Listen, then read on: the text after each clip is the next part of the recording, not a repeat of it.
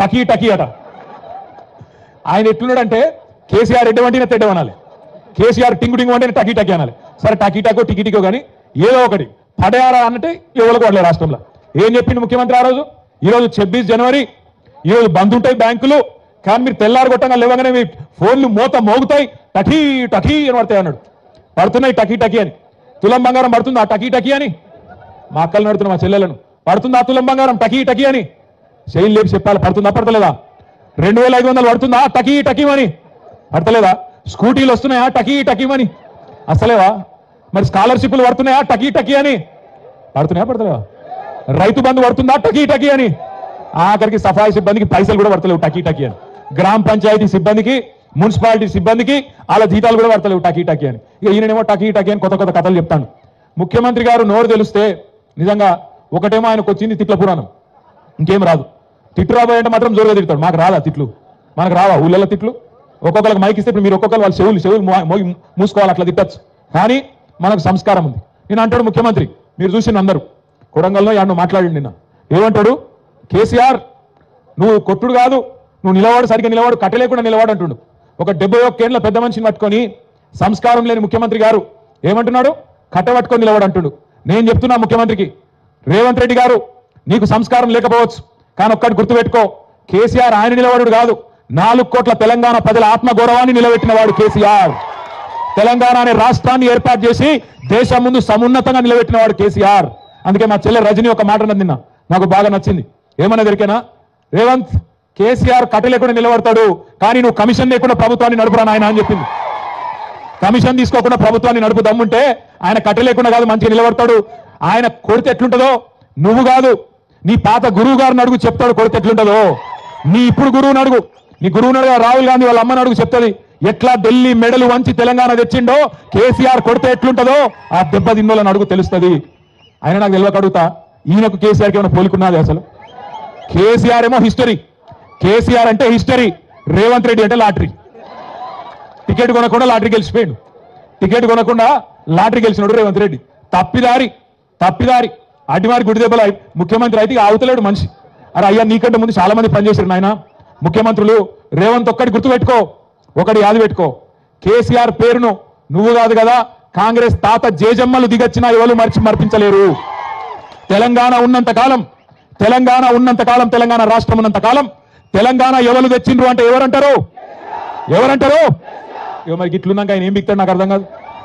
నేనేమంటున్నా, మాటలు మస్తుగా చెప్పచ్చు రేవంత్ రెడ్డి లెక్క, నేను కూడా నరకచ్చు. అంబేద్కర్ అభయాస్తమని పెడతా, కేసీఆర్ దళిత బంధు పెట్టి 10 లక్షలే ఇచ్చిండు, నేను 12 లక్షలు ఇస్తా అన్నాడు. ఇచ్చినావా ఒక్కరికన్నా? పడ్డాయా ఎక్కడన్నా టకీమని? పడ్డాయా? బీసీ డిక్లరేషన్ అన్నాడు, 20,000 కోట్లు ఇస్తా అన్నాడు బీసీలకు సంవత్సరానికి, మొత్తం 1,00,000 కోట్లు ఇస్తా అన్నాడు బీసీలకు. పడ్డాయా? టకీ అంటున్నా ఎక్కడైనా? టకీ లేదు. అందుకే అంటున్నా రేవంత్ రెడ్డి, ఇక తిట్ల పురాణం బంద్ చేయి. సంవత్సరం దాటిపోయింది, నీ హనీమూన్ పీరియడ్ కూడా అయిపోయింది. హనీమూన్ పీరియడ్ అంటే ఏంటంటే లగ్గం చేసుకున్నాక మొదటి 10-12 నెలలు లగ్గం చేసుకున్నాక పిల్లగానికి బాగా ఒకళ్ళ మీద ఒకళ్ళకి మోజు ఉంటుంది కాబట్టి దాన్ని హనీమూన్ పీరియడ్ అంటారు. గట్లనే రేవంత్ రెడ్డి కూడా కొత్తగా ముఖ్యమంత్రి అయింది కాబట్టి ఏమైనా చేస్తాడేమో అని అనుకున్నారు. ఇప్పుడు అది ఒడిసిపోయింది. ఈ కాడ నుంచి నీకు సినిమా ఉన్నది ముంగట. నేను అంటున్నా రేవంత్ రెడ్డిని అసెంబ్లీకి రా కేసీఆర్ అంటుండు. అరే నేను రేవంత్ రెడ్డిని అడుగుతున్నా, అసెంబ్లీకి రాగాదు, నీకు దమ్ముంటే రేవంత్ రెడ్డి నువ్వు లగచర్లకు రా, నీ సంగతి ఎందుకు కొడంగల్ చెప్తారు. నువ్వు దమ్ముంటే నువ్వు రా లగచర్లకు, సెక్యూరిటీ లేకుండా రారాబోయే నేను కూడా చూస్తా. ఎక్క అంటుంది పక్కకెళ్ళి, నువ్వు వస్తావా రావో నాకు తెలియదు, కానీ నేను మాత్రం పక్కా కొడంగల్కి వస్తా, తొందరలోనే వస్తా. నీకు దమ్ముంటే ఆపకు. మళ్ళీ ఇట్లనే పోలీసులు అడ్డం పెట్టుకొని 4 అడిదిక్కుల పోలీసులు 7 దిక్కుల పోలీసులు సంవత్సరంలో ఏం చేసిండ్రు అయ్యా అంటే, నేను లగచర్ల గిరిజనుల కోసం మహబాద్ పోయి మీటింగ్ పెడతా అంటే ఆడ పర్మిషన్ ఇయ్యాడు, మళ్ళీ కోర్టుకోవాలి. రైతుల కోసం ధర్నా చేసుకుంటాం నల్లగొండల అంటే దానికి పర్మిషన్ ఇయ్యాడు, మళ్ళీ కోర్టుకోవాలి. ఆఖరికి దాస్యనాయక్ తాండకు వచ్చి అంబేద్కర్ విగ్రహం ఆవిష్కరణ చేసుకుంటామంటే దీనికి కూడా ఇయ్యలే. ఆఖరికి నిన్న మా మహేష్ అన్న పోయి ఆ డిఎస్పీ గారిని అడిగి, అయ్యా డిఎస్పీ గారు నీకు ఏందా బాధ అంటే, వాళ్ళకి అనుమానం అట పోలీసులకు, ఏమని ఈడికెళ్ళి దాసనాయక్ తాండకెళ్ళి దగ్గరుంటది కొడంగల్, ఆయనతో దబ్బుకుని వీళ్ళందరూ అటుపోతారేమో అని. గట్ల ఎందుకు పోతాం నాకు అర్థం కాదు. బాజాప్తా పోతాం, ఖచ్చితంగా కొడంగల్ పోతాం. నీ సంగతి ఏందో చూస్తాం. అంత భయపడి ఎందుకు పోతాం మనం? బాజాప్తా పోదాం, బ్రహ్మాండమైన మీటింగ్ కొడంగల్లో పెడతాం. నువ్వు రాలేదా? గతంలో నువ్వు ప్రతిపక్షంలో ఉన్నప్పుడు సిరిసిల్లకు 4 సార్లు వచ్చినావు, తిట్టిపోయినావు. ఇప్పుడు మా అక్క దగ్గరికి మహేశ్వరం వచ్చినావు, అలా మహబూబ్నగర్కి వచ్చినావు, ఆడ వికారాబాద్కి వచ్చినావు, అంతటికి వచ్చినావు. రాష్ట్రం అంతటా స్వేచ్ఛగా తిరిగినావు. స్వేచ్ఛగా తిరిగినప్పుడు నీకు మంచిగా పోలీస్ సెక్యూరిటీ పెట్టి బ్రహ్మాండంగా మేము తిట్టించుకున్నాం. ఇప్పుడు నేను తిట్టామని కూడా అంటలేము. మేము వచ్చి ఇక మా తమ్ముడు సురేష్ ఎక్కడున్నాడు? మా తమ్ముడు రమ్మగడ్రా మా తమ్ముడు మన లగచర్లలో 45 రోజులు జైలుకు పోయిన తమ్ముడు సురేష్ కూడా ఇప్పుడే బెయిల్ మీద వచ్చినాడు. ఆయనకు ఒకసారి గట్టిగా సఫలు కూడా. లగచర్లలోని అక్కడ ఉండే గిరిజన రైతులు, దళిత రైతులు, బీసీ ఎస్సీ రైతుల కోసం పోరాడి మరి వాళ్ళ న్యాయం కోసం పోరాడి జైలుకు పోయిన సురేష్ లాంటి తమ్ముళ్ళు ఒకరిద్దరు కాదు, ఇంతమంది ఇక్కడ ఉన్నారు. అవసరమైతే అందరం కొడంగల్కు దండయాత్రకు వస్తామని కూడా చెప్పి నేను చెప్తా ఉన్నా. రేవంత్ రెడ్డి గారికి గోపాల్ ఇక్కడ గోపాల్ నాయక్ కూడా సార్ వేదిక మీద గోపాల్ నాయక్ కూడా గట్టిగా సపోర్ట్లు కొట్టాలా. Thank you Gopal. ఇక్కడ థ్యాంక్ యూ గోపాల్ నాయక్, సురేష్. మీ అందరికీ నా రిక్వెస్ట్ ఏంటంటే राम राम मैं क्यों करो छू हमारे बाजार नहीं के नहीं ना फिर हम कहीं की चाहते तो दिल्ली लगा जाता नहीं भी सेंट्रल ऑफिस है हमको कायम परमिशन लाया चाहता कोई गवर्नमेंट काहे आपने गाँव से ढेड़िया और काहे भी जमीन लेना करता नहीं एक परमिशन लाया से गवर्नमेंट से धैर्य में रे सारो ये केटीआर अन्ना मेलो आपने गया मराठी सलाह दिनोच मेलोच करके तो जीव काय को के लियो सलाह दिनोच और सलाह पर आपने गवर्नमेंट जमीन था बेचा वो संतोष में मां तो मैं शन विनती करो राम राम से థ్యాంక్ యూ. గోపాల్ నేను చెప్పిన నాకు తెలియదు, మంచిగా చెప్పిన అనుకుంటా. నేర్చుకుంటా, నాకు భాష రాదు, నేర్చుకుంటా. మా సంజీవ్ నోగల్ని పట్టుకొని నేను కూడా 4 ముక్కలు నేర్చుకుంటా. ఆ మధ్యన ఒకటి నేర్చుకుని ఇప్పుడు మర్చిపోయినా. బాయి బియాస్ అయినా రామ్ ఒకటి నేర్చుకున్నాక అంతే, ఇక మిగతా నేర్చుకోలే. అది కూడా నేర్చుకుంటా. నేను మీ అందరికి చేసే విజ్ఞప్తి ఒకటే, దయచేసి గుర్తుపెట్టుకోండి. డాక్టర్ బాబాసాహెబ్ మనకు స్వేచ్ఛనిచ్చిండు, మాట్లాడే స్వేచ్ఛనిచ్చిండు, కొట్లాడే స్వేచ్ఛనిచ్చిండు, ప్రభుత్వం మీద తిరుగుబాటు చేసే స్వేచ్ఛనిచ్చిండు, ప్రజాప్రతినిధులను నిలదీసే స్వేచ్ఛనిచ్చిండు. ఆ అద్భుతమైన రాజ్యాంగాన్ని, ప్రపంచంలో ఏ దేశానికి లేని రాజ్యాంగాన్ని డాక్టర్ బాబాసాహెబ్ మనకిచ్చిండు. కాబట్టి ప్రభుత్వ అధినేతలు జులుం చేస్తే మనం ఇవాళ వాటిని బర్దాస్తు చేయాల్సిన అవసరం లేదు. తిరగబడచ్చు, మాట్లాడచ్చు. ఎన్నికల్లో హామీలు ఇచ్చి మాట తప్పితే ఖచ్చితంగా నిలదీయచ్చు, అడగాలి. నువ్వే అన్నావు కదా కేసీఆర్ 10,000 ఇస్తున్నాడు, నేను 15,000 ఇస్తా అంటివి. 2 లక్షల రుణమాఫీ చేస్తా అంటివి. వచ్చిన 2 లక్షల రుణమాఫీ జరిగిందా ఇక్కడ? మరి ముఖ్యమంత్రి గారు అబద్ధాలు చెప్పొచ్చా? ఎంత సిగ్గు లేకుండా అబద్ధాలు చెప్తున్నాడు. 2 లక్షల రుణమాఫీ చేసిన అంటాడు. మొదలు నువ్వే మీటింగ్ పెట్టినావు డిసెంబర్లో, 23 డిసెంబర్లో మీటింగ్ పెట్టి ఏం చెప్పినావు? రుణమాఫీ కావాలంటే 49,500 కోట్ల రూపాయలు అవసరం పడుతుందని చెప్పి నీ ప్రభుత్వమే చెప్పింది. కానీ ఇవాళ వరకు నువ్వు ఇచ్చింది 11-12,000 కోట్లు మాత్రమే. మరి ఏ లెక్కనైతే రుణమాఫీ? చారాన కూడా కాలే ఎక్కడ కూడా. నేను అందుకే రేవంత్ రెడ్డిని అడుగుతున్నా, దాస్యానాయక్ తాండా ఇక్కడ నుంచి అడుగుతున్నా మళ్ళొక్కసారి. రేవంత్ ఎక్కడికి రమ్మంటే ఎక్కడికి వస్తా? రాష్ట్రంలో నీ సొంత ఊరు కొండారెడ్డి పల్లె కోదామా? పరిగి ఎమ్మెల్యే సొంత ఊరు శివారెడ్డి పల్లె కోదామా? లేదా దాస్యానాయక్ తాండాకు వస్తావా? లేదా కొడంగల్ కోదామా? ఎక్కడికైనా సరే ఏ ఒక్క ఊర్లోనైనా 100% రుణమాఫీ జరిగిందంటే నా ఎమ్మెల్యే పదవి కాదు, రాజకీయ సన్యాసం తీసుకొని వెళ్ళిపోతా అని చెప్పి నేను చెప్తా ఉన్నా.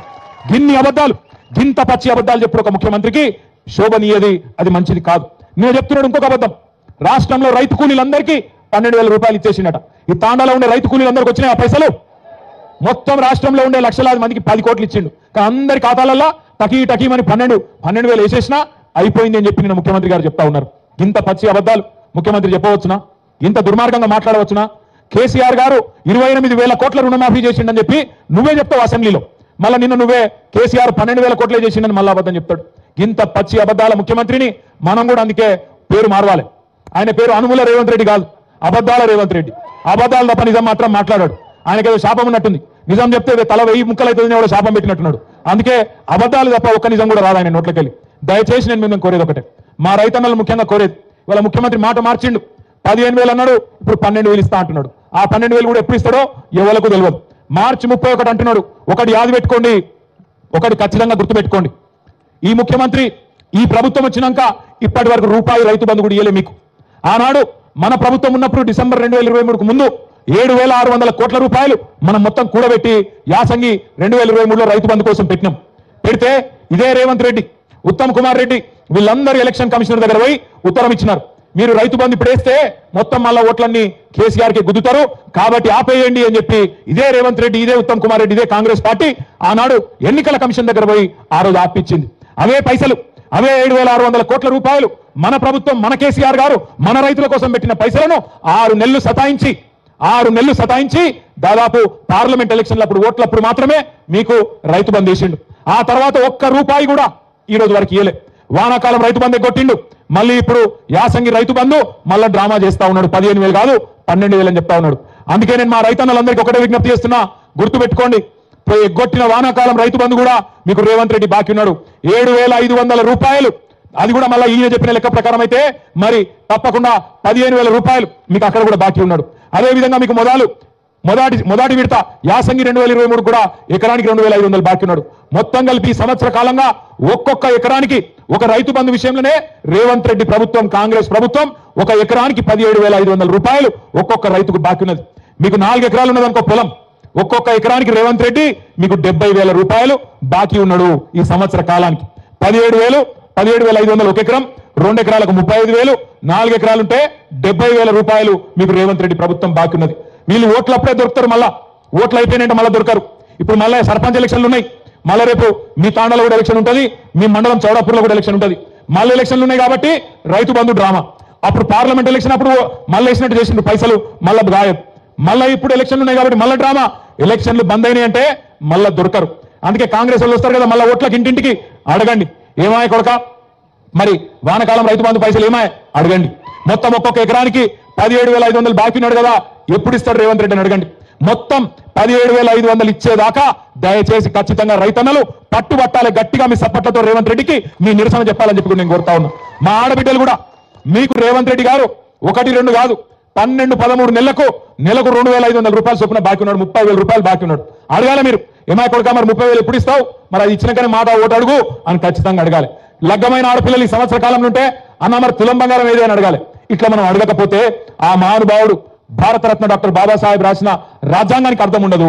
ఎందుకంటే రాజ్యాంగమే మనకు వాక్ స్వాతంత్రం కల్పించింది, మాట్లాడే స్వేచ్ఛనిచ్చింది, ప్రభుత్వాన్ని ప్రశ్నించే హక్కునిచ్చింది, మాట తప్పిన వాళ్ళని నిలదీసే హక్కునిచ్చింది.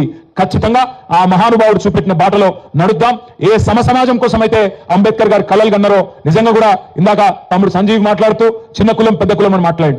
చిన్న కులం పెద్ద కులం ఏమున్నది, చిన్న గుణం పెద్ద గుణం ఉంటుంది. రేవంత్ రెడ్డి లెక్క చిన్న గుణం ఉన్న వాళ్ళు ఉంటారు, ఎక్కడ ఏ కులంలో ఉంటున్న పెద్ద గుణం ఉన్న వాళ్ళు చాలా మంది ఉంటారు. ఇవాళ పెద్ద గుణం ఉన్న బిడ్డలు ఉన్నారు కాబట్టి దాస్యానాయక్ తాండాలో అంబేద్కర్ విగ్రహాన్ని పెట్టి మమ్మల్ని అందరినీ పిలిచిరనే మాట కూడా నేను గుర్తు చేస్తా ఉన్నా. దయచేసి నేను మిమ్మల్ని కోరేది ఒకటే, మనం ఇవాళ అందరం కూడా ఇక 4 ఏళ్ళు ఉన్న ఎలక్షన్లకు తొందర ఏం లేదు. ఒకటే ప్రతిజ్ఞ తీసుకుందాం, ఈ ప్రభుత్వాన్ని అడుగడుగునా ప్రశ్నిస్తూనే ఉందాం. దానికోసం జైల్లో పెడతాడు కావచ్చు, నరేందర్ రెడ్డి గారిని పంపినట్టు, సురేష్ పంపినట్టు, గోపాల్ నాయక్ పంపినట్టు, ఆఖరికి హీరియా నాయక్ పరిస్థితి మీరు చూసే ఉంటారు. ఆయనకు సంగారెడ్డి జైల్లో ఛాతీ నొప్పి వచ్చింది. ఛాతీ నొప్పి వస్తే, గుండె నొప్పి వస్తే నిజంగా మనిషి అంటూ అయితే ఏం చేస్తాడు, ప్రభుత్వం నడిపేటువంటి మనసు ఉంటే ఏం చేస్తాడు, వెంటనే అంబులెన్స్ ఎక్కించుకొని ఒక దగ్గరలో ఉన్న బెస్ట్ హాస్పిటల్కి తీసుకుపోతాడు. కానీ రేవంత్ రెడ్డి ప్రభుత్వం ఏం చేసింది ఎరికేనా, కొడంగల్ రైతు, కొడంగల్ గిరిజనుడు నాకు భూమి అని అంటాడా, మా అన్న తిరుపతి రెడ్డి అడుగుతాడు ఏడా అని చెప్పి గుండె నొప్పి అంటే బేడీలేసి పోలీసు జీబుల హాస్పిటల్కి పంపి హాస్పిటల్లో కూడా బెడ్ మీద బేడీలేసి గొలుసేసి ఆ బెడ్ గట్టేసింది రేవంత్ రెడ్డి ప్రభుత్వం. అందుకే నేనన్నా చిన్న గుణం ఉన్నోడు అని నేను ఉత్తగానే అనలే, ఒక ఇట్లాంటి చిల్లర పనులు చేస్తాడు కాబట్టి చిన్న గుణం ఉన్న ముఖ్యమంత్రి అన్నా.